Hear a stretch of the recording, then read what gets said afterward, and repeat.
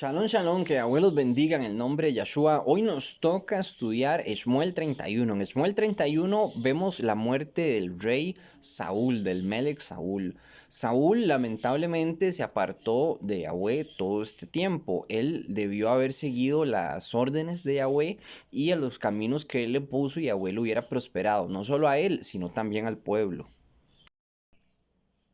En esta importante batalla, no solo Yahweh abandona a Saúl por su mal comportamiento, sino a toda Israel. Toda Israel pidió un rey hombre, como vimos en Shmuel 8. En ese estudio entendemos por qué Yahweh castiga a las personas que entre comillas son inocentes, el pueblo. El pueblo en general, no solamente Israel, sino la Israel de hoy en día. Recordemos que nosotros no somos judíos, no somos cristianos. El Mesías no vino a fundar cristianismo ni vino a fundar judaísmo ortodoxo. El Mesías, Yahshua, que es su verdadero nombre, no se llama Jesús. Yahshua vino por las ovejas perdidas de la casa de Israel. Y estas ovejas somos nosotros, que estamos dispersos por todas las naciones del mundo, como Él prometió en la promesa de la Torá, que nos iba a bendecir si hacíamos la Torá, pero que nos iba a maldecir y nos iba a dispersar por todas las naciones del mundo si no hacíamos su Torá. Y eso es la maldición de la Torá, que hay un video que habla sobre la maldición y la bendición, porque tanto viene con una bendición como con una maldición, tanto para el que la conoce como para el que no la conoce. Los descendientes de estos hombres desobedientes y de estas mujeres desobedientes de las cuales estamos leyendo somos nosotros. Nosotros somos esos descendientes desobedientes también, ya que nuestro pueblo, yo soy de Costa Rica, algunos serán de Colombia, otros de México, etcétera, también son desobedientes con Yahweh y ellos son Israel, una Israel dormida, una Israel mala, una Israel paganizada. Igual que la Israel de la que estamos leyendo, que se paganizó, que tuvo sus momentos buenos y sus momentos malos. Nosotros solo momentos malos tenemos, ya que la gente ni siquiera conoce el verdadero nombre del Mesías. Y aún peor, tampoco conocen la Torá. Piensan que la Torá se abolió y predican que la Torá se abolió, que eso podría ser la peor maldición. Ahora vamos a leer la caída del rey Saúl, que es merecedora, sí, muchos dirán, bueno, es que él hizo muchas cosas malas y el pueblo también, pero no deja de ser lamentable. En el uno dice, los filistín pues pelearon contra Israel y los de Israel cayeron delante de los filistín y cayeron muertos en el monte de Gilboa. ¿Dónde es Gilboa? Bueno, vamos a ver un mapa de Israel. Esto es Israel antigua. Aquí tenemos a Galilea, ¿verdad? Y aquí abajo de Galilea tenemos al monte de Gilboa. Aquí fue donde se dio la batalla. Esta es una foto real del monte de Gilboa hoy en día que podemos ir a visitar. Aquí es donde murió el rey Saúl y murieron muchísimos israelitas en un pasado. Entonces dice que muchos israelitas están cayendo muertos aquí en el monte de Gilboa, en el 2, y siguiendo los filistín a Shaul y a sus hijos, mataron a Jahonatán, a Abinadab y a Malquisúa, hijos de Saúl. Aquí mueren los príncipes de Saúl y muere la descendencia que podía tomar el trono después de la muerte de Saúl. Recordemos que Jahonatán es amigo casi que hermano de David. Ellos se ven a sí mismos como hermanos y se quieren como si fuesen hermanos también, de donde vienen las falsas acusaciones de que supuestamente Jahonatán y David eran novios, ¿verdad? Algo que es falso.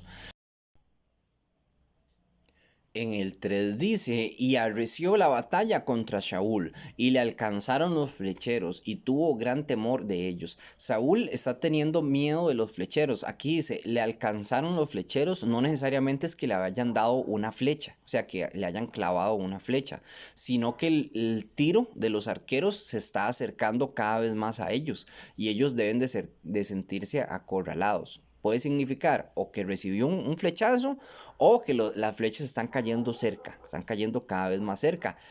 Usualmente los reyes en las batallas se mantienen lejos mientras el pueblo está de frente peleando. Esto lo vemos con Saúl, más no lo vemos con David. David pelea con el pueblo y va de frente con el pueblo. peleando con los hombres por decirlo así, como la punta de lanza, ¿verdad? Que es un lugar muy peligroso para pelear. Pero bueno, aquí estamos viendo que Saúl se mantiene lejos, y los arqueros le están alcanzando y ya Israel ya está huyendo y están muriendo en Gilboa una gran mayoría de hombres debido a las malas decisiones de Saúl y el pecado de Israel. En el 4. Entonces dijo Shaul a su escudero: saca tu espada, traspásame con ella para que no vengan estos incircuncisos y me traspasen y me escarnezcan. Saúl no sabe todavía de que sus hijos han muerto, ya que las personas que están escribiendo este relato lo escribieron después de dichos acontecimientos. Bueno, no se sabe realmente qué pudo haber sentido Saúl en ese momento. Lo que se escribe es según las personas que estaban ahí tal vez huyendo con Saúl. Antes de que Saúl muriera, alguien tuvo que haberlo visto, algún soldado. Lo vio y fue y se lo comunicó a los demás y los demás se lo comunicaron al escriba que está registrando lo que sucedió. Samuel, el profeta, ya está muerto. Samuel no puede escribir Samuel, valga la redundancia. Ahora estos libros, estos rollos se llaman Samuel, pero no fue que Samuel los escribió, sino que cuentan la historia de Samuel, ¿verdad? Y eso es históricamente correcto, ya que no todo el mundo escribe su propio relato. O sea, Hitler no escribió sobre sí mismo, ¿verdad?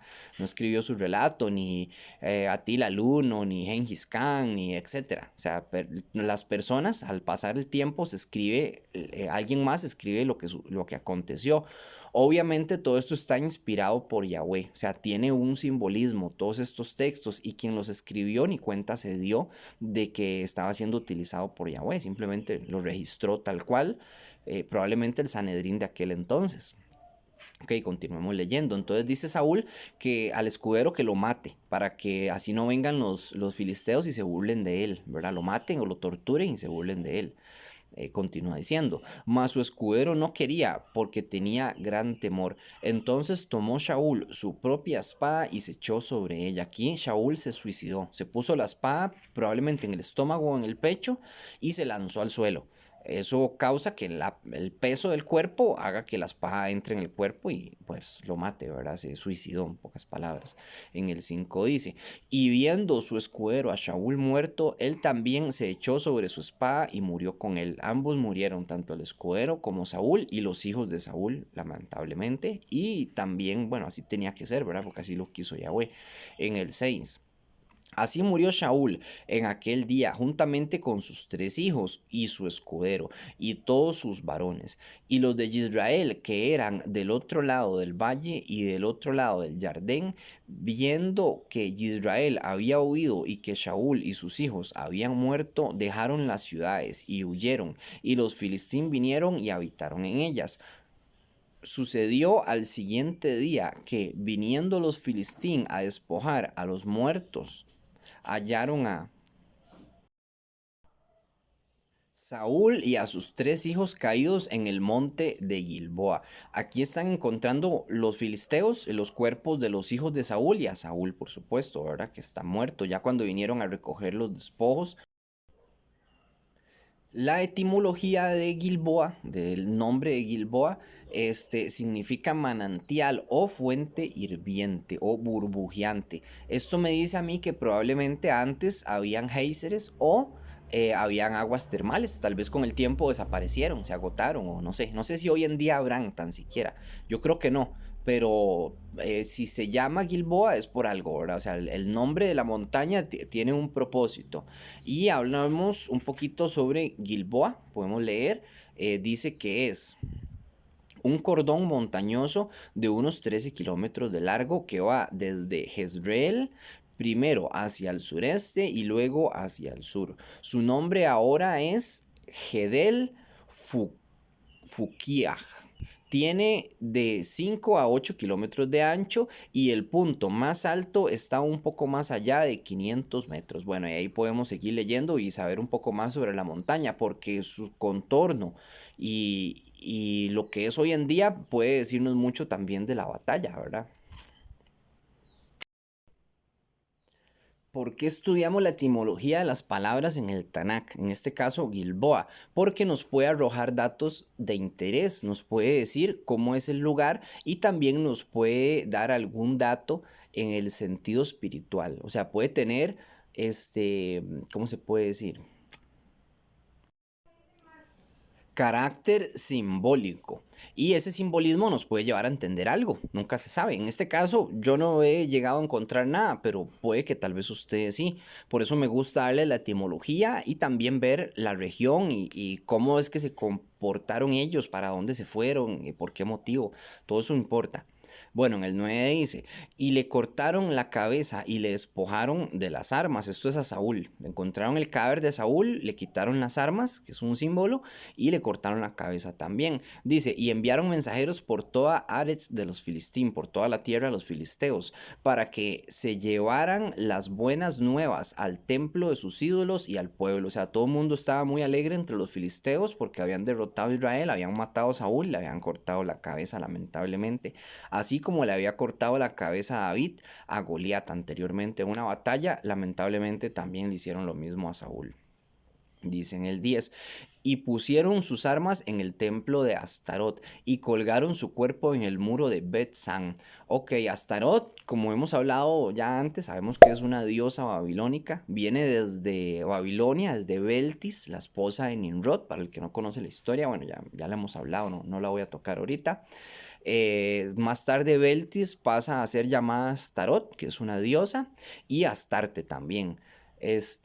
Astarot es una diosa de pechos descubiertos, es una diosa sexual que al pasar del tiempo se llamó Freya en la mitología nórdica, que se llamó también, aparte de Freya, se llamó Afrodita en la mitología griega. Y hoy en día se le conoce como la Virgen María. Y dirán, momento, pero la Virgen María es de la Biblia. Bueno, sí, realmente no se llamaba la Virgen María, se llamaba Betula Miriam. Miriam es el verdadero nombre de la Virgen María, pero a ella la diosificaron. Ella no era una diosa. Los apóstoles nunca la siguieron a ella como una diosa. Cuando se murió el Mesías en la cruz, ellos no fueron donde Betula Miriam, donde la Virgen María, y le dijeron, mira, ¿por qué no nos das otro Dios? Porque tú eres dadora de dioses, danos a luz otro Dios para que nosotros podamos adorarlo, ¿no? Porque ellos seguían al Mesías. Y ellos, tanto los apóstoles, como todo el pueblo de Israel que siguió a Yahshua en aquel entonces, como la misma María, la misma Miriam, ella sabía que ella no era una diosa. Entonces, ¿qué hizo la Iglesia Católica? Tomó la imagen de Astarot, de Freya, de la mezcla, bueno, de toda esta mezcla de diosas, ¿verdad? De Freya, de Afrodita, de todas esas, y la transformó en la Virgen María. Y ahí es donde viene la adoración a la Virgen María y al niñito Jesús, ¿verdad?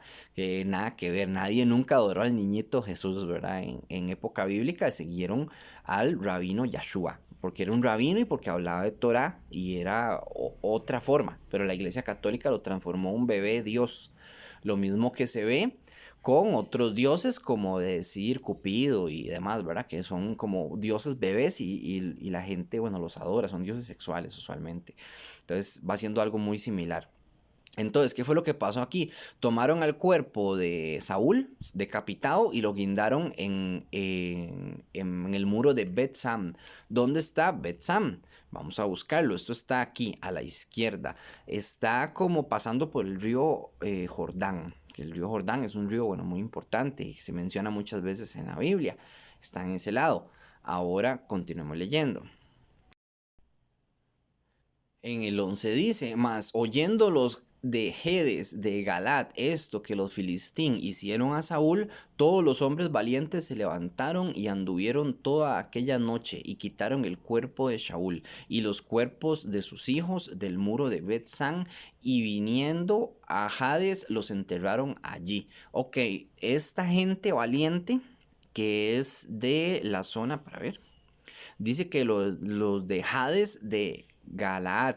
¿Dónde está Hades de Galaad? Aquí lo tenemos en el mapa. Vamos a ver. Eso lo podemos ubicar aquí a la derecha. Ellos recorrieron todo este camino desde aquí hasta Bet-San y ellos se arriesgaron muchísimo porque pudieron haberlos matado, especialmente si los veían bajando dichos cuerpos del muro, ¿verdad? Que era como un trofeo lo que tenían. Y ellos se llevaron esos cuerpos, se llevaron todos los huesos de Saúl y de sus hijos y los enterraron en esta ciudad. Vamos a ver, en el 13 dice, y tomando sus huesos los sepultaron debajo de un tamarisco en Hades y ayunaron 7 días. ¿Recuerdan cuando hablamos del tamarisco, lo que significaba ese árbol? Ese árbol es como un árbol que no da fruto. Primero no da fruto, después es un árbol que se encarga de matar a otros árboles y de matar la tierra. El tamarisco es un árbol que absorbe la sal del suelo. Entonces, él absorbe, por decirlo así, la lleva desde sus raíces hasta sus hojas y a través de sus hojas la bota en el suelo. Eso sala la tierra y salar la tierra la vuelve infértil.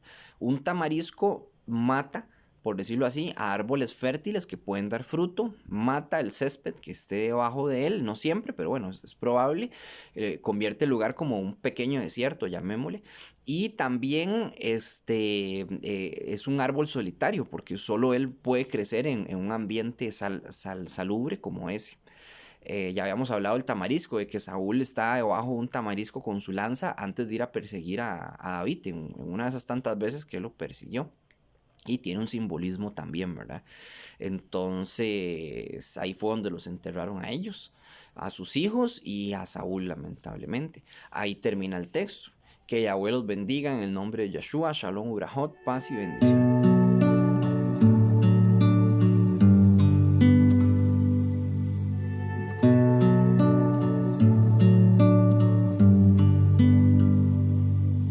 נכנס למקום שנכנס ועמד במקום שעמד, רחץ ידיו רגליו, טבל עליו ונסתפק.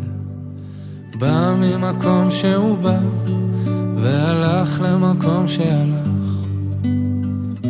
פשט בגדי החול, לבש בגדי לבן, וכך היה אומר אנא השם, כפר לחטאים, לעוונות ולפשעים שחטאתי לפניך אני וביתי. ואם אדם היה יכול לזכור את הפגמים, את החסרונות, את כל הפשעים, את כל העוונות, בטח כך היה מונה אחת, אחת ואחת, אחת ושתיים, אחת ושלוש, אחת וארבע, אחת וחמש. ישר היה מתייאש, כי לא יכול היה לשאת את המרירות, החטא, את הבושה, את הפספוס, את ההפסד. בכהנים והעם העומדים בעזרה, כשהיו שומעים את שם השם המפורש יוצא מפי, כהן גדול היו קוראים, משתחווים ונופלים על פניהם. ברוך שם כבוד מלכותו לעולם ועד.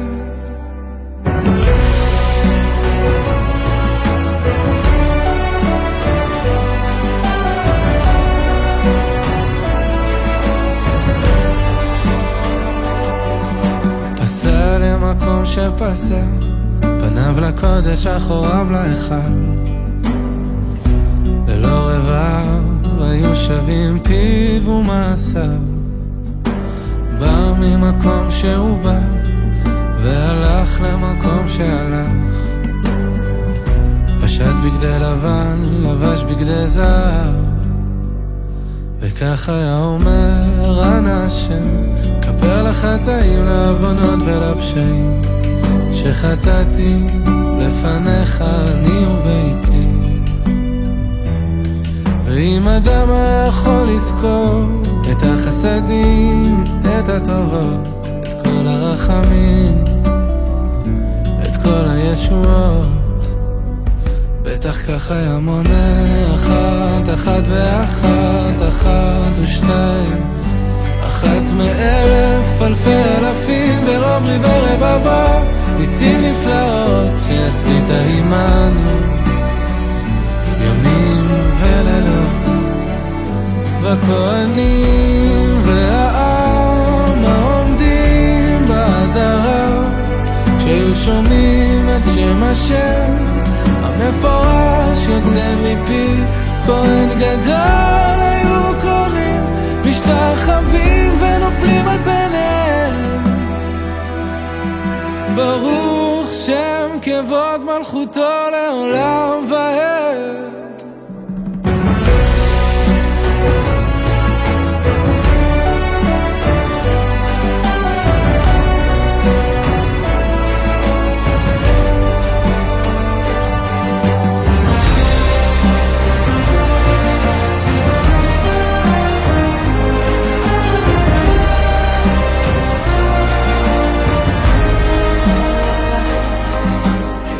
ממקום שיצא ורעד במקום שעמד פשט בגדי זהב לבש בגדי עצמו וכל העם והכהנים היו מלווים אותו לביתו ויום טוב לאוהביו כי נסלח לכל עדת ישראל אשרי העם שככה לא